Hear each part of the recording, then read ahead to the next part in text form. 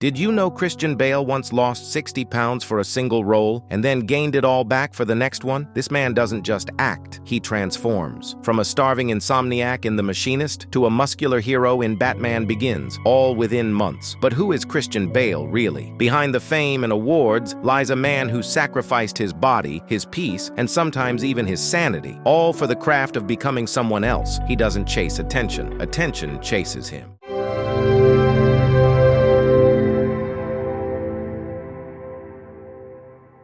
Christian Charles Philip Bale was born in 1974 in Haverfordwest, Wales. From the start, his life was anything but ordinary. His mother was a circus performer, his father an entrepreneur and adventurer. Their lives were constantly on the move. England, Portugal, California. Bale grew up never staying in one place for long. Maybe that's why he learned to adapt, to change his voice, his accent, his identity. Long before Hollywood noticed him, Bale was already mastering the art of transformation.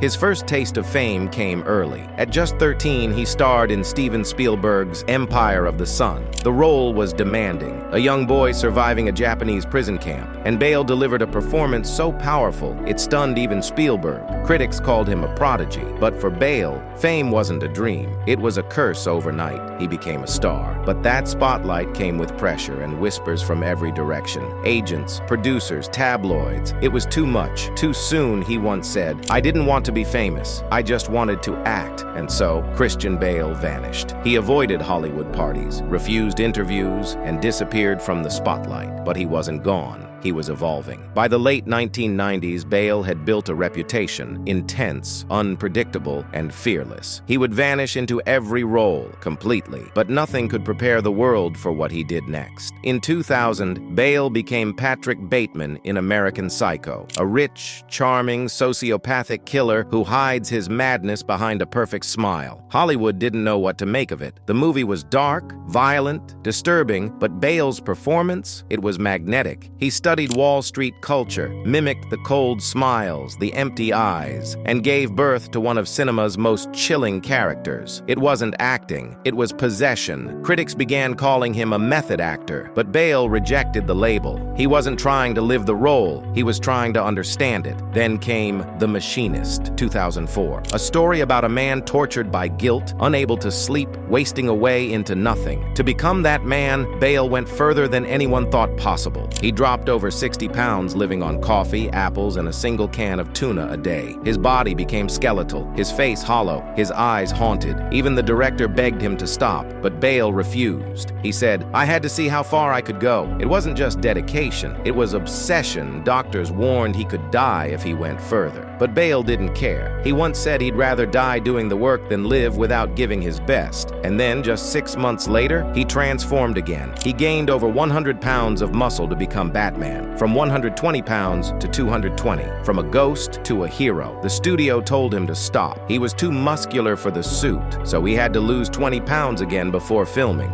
In less than a year, he'd lived 3 different lives. The starving man, the beast, and the billionaire. And that's when the world realized Christian Bale wasn't acting. He was transforming. Transformation became Bale's signature. Every role demanded something extreme. Every performance came at a cost. In Rescue Dawn, he lost weight again to play a POW survivor. In The Fighter, he shed muscle to become a crack-addicted ex-boxer and won an Oscar. In American Hustle, he gained weight, shaved his head, and grew a gut to play a con artist. Then came Vice, where he became Dick Cheney, the former U.S. vice president. Bale didn't just wear prosthetics. He gained 40 pounds and studied Cheney's voice, posture, and even his breathing. He said, "I had to understand him from the inside out." Every role demanded a piece of him. His body changed shape like clay, molded by the story he told. But beneath that mastery was pain, physical and mental. Doctors warned him again. His heart couldn't handle another extreme diet. His metabolism was permanently damaged. But Bale didn't stop. Because for him, acting wasn't a job. It was survival. He once said, "When I'm not working, I feel like I don't exist." That's the dark truth behind his brilliance. Every time he disappears into a role, he escapes himself.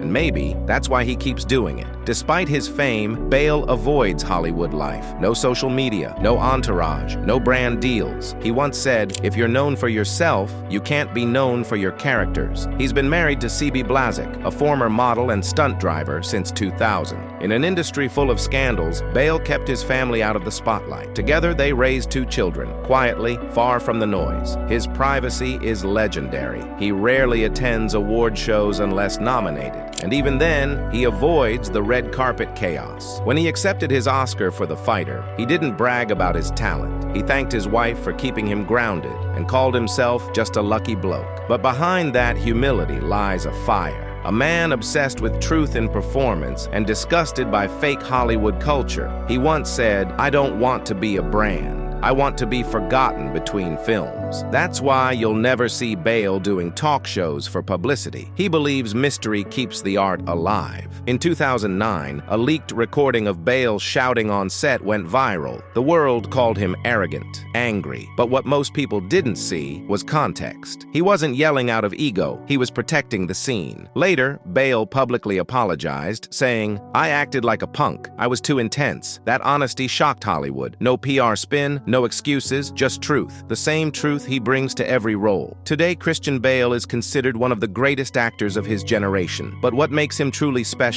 isn't fame or Oscars or billion-dollar films. It's the way he disappears. Every time he steps onto a screen, you forget who he is. You only see the story he once said, "I never want to see Christian Bale on screen. I want to see the character." And he's done exactly that for more than 3 decades. From a child actor in Empire of the Sun to the tortured genius of The Prestige, from the savior of Gotham in The Dark Knight to the ruthless politician in Vice, every role is a new body, a new mind, a new soul. But here's the paradox. To become everyone, he had to become no one. The man who mastered transformation erased himself in the process. Maybe that's the price of greatness. To lose yourself in the stories you tell until you no longer know where the character ends and you begin. Christian Bale isn't just an actor. He's a reminder of what art can demand and what it can take away. So the next time you watch him on screen, remember the pain behind the perfection, the man who starved, who gained, who broke himself just to make you believe. He doesn't play characters, he becomes them. And that's why, in a world full of actors pretending to be someone else, Christian Bale is someone else. Want to know more hidden stories behind Hollywood's most dedicated stars? Hit subscribe and comment below which actor's story we should decode next. This is History Decode, where we uncover the legends behind the lens.